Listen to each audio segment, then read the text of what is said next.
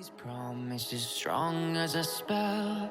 I'll never tell. Yeah, I like you. Hi guys, welcome back to exmolex. You saw it in the title. Does the CES letter really matter? I want to talk about it today. And if you're unfamiliar, let me just read you the premise. CES letter is one Latter-day Saints' honest quest to get official answers from the church on its troubling origins, history, and practices. Jeremy Reynolds was offered an opportunity to discuss his own doubts with the director of the church educational system, CES, and was assured that his doubts could be resolved. After reading Jeremy's letter, the director promised him a response. No response ever came. As you can see, I have a physical copy of the letter in book format right here. It's not terribly long. I read it in under a day. It's available free online, and it has been instrumental in thousands of people leaving the LDS church, myself included. I had obviously heard about some anti-Mormon propaganda when I was a church member, but I was not interested in looking into it at all. I was a faithful member with no desire to change that. But if you're familiar with my story, you know that I had a struggling family member. I thought that they had encountered anti-Mormon information and were struggling with their testimony.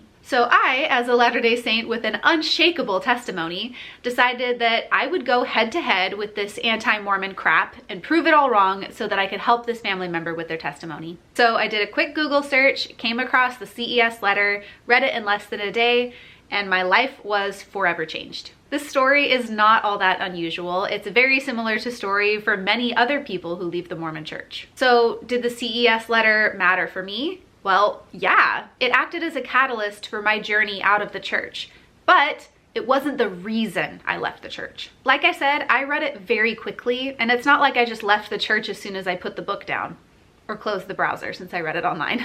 If the CES letter was the only information out there against the church, I don't think I would have left. The next several months after I read the CES letter, I went poking around websites like Fair Mormon. I read older books that were written by apostles or prophets or published by the LDS Church. I learned so much about the history of my religion. I did deeper dives into the church's official website than I ever had. I learned about what makes a cult. And not just the basic definition, the in-depth ins and outs of high-demand religions. And I was very surprised by how familiar a lot of it was. I've been officially out of the church for almost 5 years now.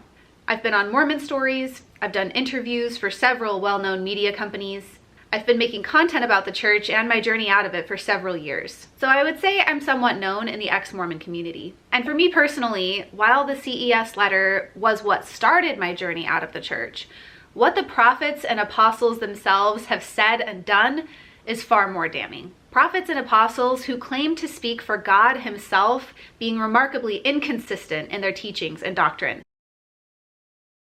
Telling the world that doctrine never changes, while simultaneously changing that which they once claimed was doctrine. Justifying their racism by blaming God, playing catch-up with the ideals of society instead of being the example to society, all the while loudly proclaiming that the world and the worldly are evil. Condemning the most inconsequential sins and calling members to repentance, but never accepting responsibility for their own. Shutting down those who question, erasing, covering up, or lying about that which might embarrass them. So, does the CES letter really matter? For those who started their journey with it, yeah, it was the beginning and it has great significance. But for myself, and from the emails and the comments that I get, for most other ex-Mormons, it's only a stepping stone. The CES letter made me question my religion for the first time, but it didn't make me leave the church. The church itself did that.